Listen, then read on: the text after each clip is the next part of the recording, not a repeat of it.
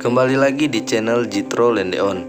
Di channel ini saya membahas tentang pinjaman online mudah cair 2022. Dan kedepannya saya juga akan membahas tentang bagaimana cara menghasilkan uang dari internet. Dan informasi buat subscriber saya, rencananya pada bulan Oktober saya akan mengadakan giveaway untuk merayakan channel saya yang sudah dimonetisasi. Karena itu merupakan rasa terima kasih saya buat kalian.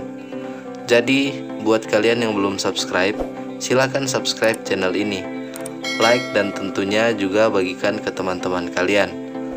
Berikan tanggapan, masukan, atau pertanyaan kalian di kolom komentar. Untuk syarat dan ketentuannya akan saya umumkan di video saya selanjutnya pada hari Minggu tanggal 4 September. Untuk kalian yang berencana untuk galbay, saya sarankan untuk menggunakan atau menyiapkan satu lagi handphone untuk melakukan pengajuan di aplikasi pinjaman online langsung cair 2022. Fungsinya untuk membuat daftar kontak palsu dan riwayat panggilan yang palsu. Sediakan juga nomor handphone yang tidak sering kalian pakai. Jangan lupa juga untuk menyediakan email yang aktif dan tidak sering kalian pakai. Fungsi yang baru saya bilang tadi, agar aplikasi pinjaman online yang akan kalian download nanti, datanya tidak benar-benar real. Tanpa basa-basi lagi, kita langsung saja ke topik pembahasannya. Aplikasi yang akan saya bahas kali ini adalah Badak Kecil Meminjam Uang. Jika kita scroll ke bawah di keamanan data, data kita bisa kita minta untuk dihapus. Langsung saja kita buka aplikasinya.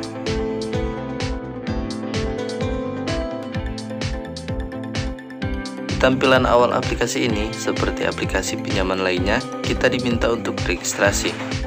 Di sini ada dua cara registrasi. Yang pertama bisa menggunakan email, yang kedua menggunakan nomor HP. Dan di sini saya menggunakan nomor HP saja. Masukkan kode OTP yang dikirim melalui SMS dan klik pinjam sekarang.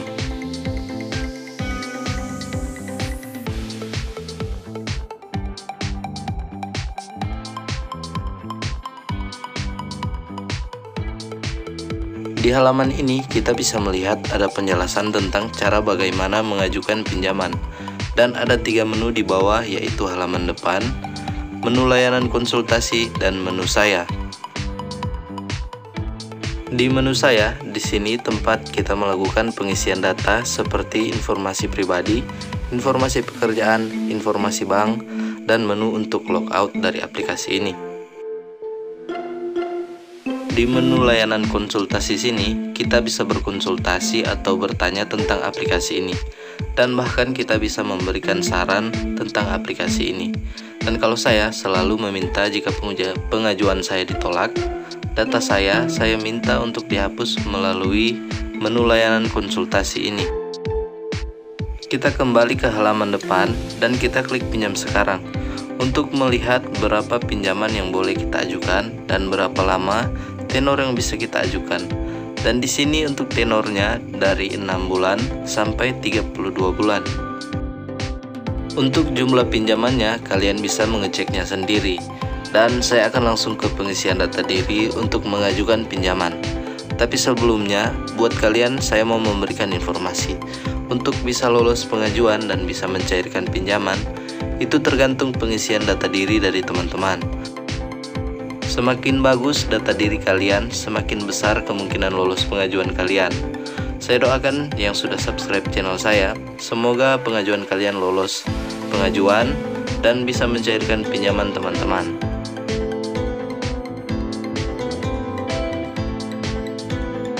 Untuk pengisian data diri yang pertama, yaitu informasi pribadi seperti nama, nomor identifikasi atau nomor KTP kita, alamat saat ini atau tempat lahir kalian, kode pos sesuaikan dengan tempat lahir kalian, jenis kelamin, usia, status pernikahan, tingkat pendidikan, surel atau email yang kita punya.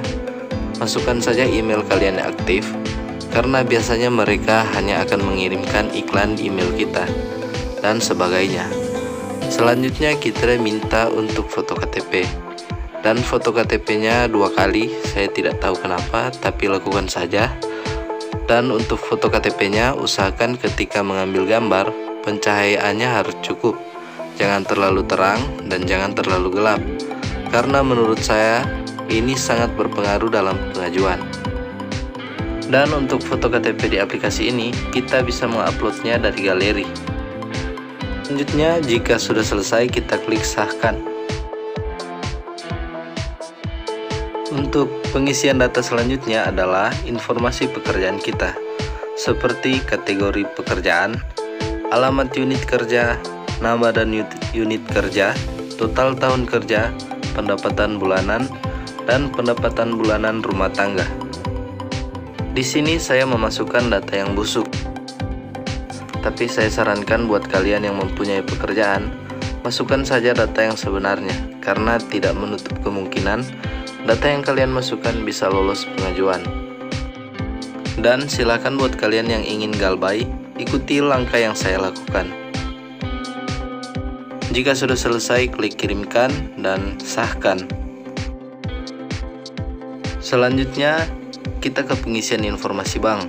Pertama, nama kita. Masukkan seperti nama yang ada di rekening kita. Selanjutnya, jenis bank milik kita. Dan yang terakhir, nomor rekening milik kita.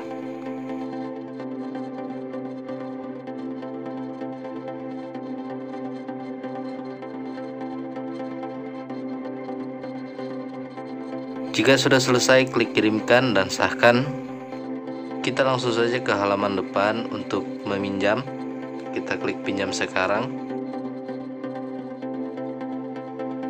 Pilih nominal pinjaman yang akan kita pinjam dan juga tenor yang akan kita ajukan. Jika sudah, klik penarikan centang, lalu penarikan. Selanjutnya kita akan diminta untuk tanda tangan online. Jika sudah selesai, klik kirimkan, dan di sini kita disuruh untuk membaca ketentuan dari pinjaman ini. Jika sudah selesai, klik kembali dan pergi ke pinjam sekarang, dan di sini kita bisa melihat pengajuan kita sementara diproses.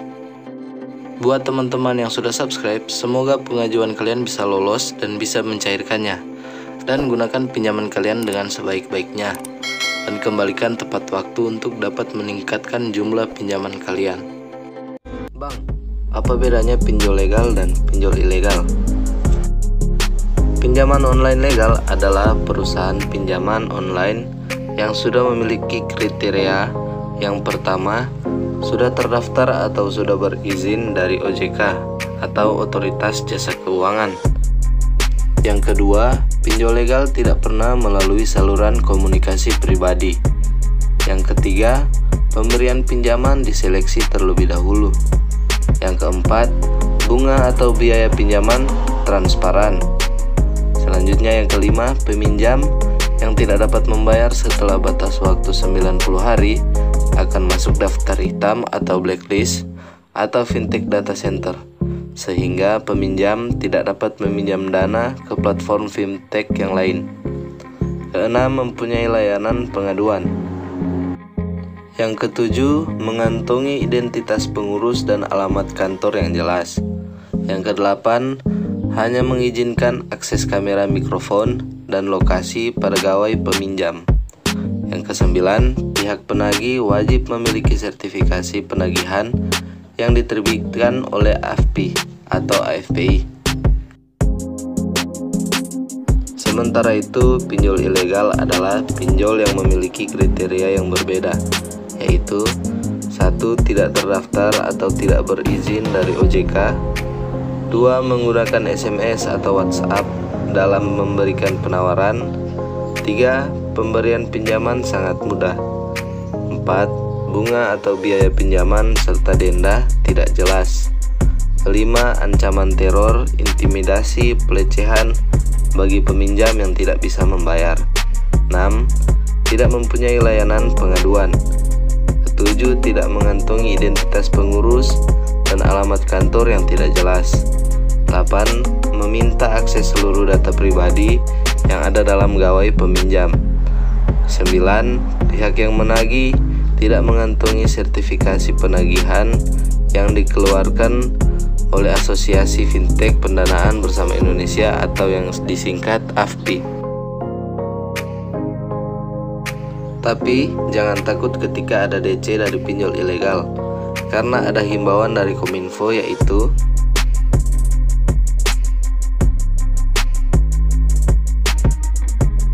itu tadi sedikit edukasi tentang pinjol ilegal dan pinjol ilegal, agar teman-teman bisa membedakan pinjol ilegal dan pinjol legal.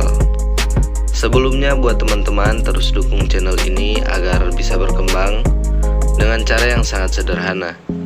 Buat teman-teman yang baru bergabung, silahkan subscribe channel ini, like, bagikan ke teman-teman kalian agar mereka juga tahu informasi tentang pinjol yang mudah cair 2022. Jika ada pertanyaan dari teman-teman, silahkan taruhkan di kolom komentar dan saya akan langsung merespon pertanyaan dari teman-teman. Saya doakan buat teman-teman yang sedang mengajukan pinjaman baik di pinjol ilegal maupun pinjol legal, semoga pengajuan kalian diterima dan bisa dicairkan. Sekian video kali ini dan sampai jumpa di video selanjutnya.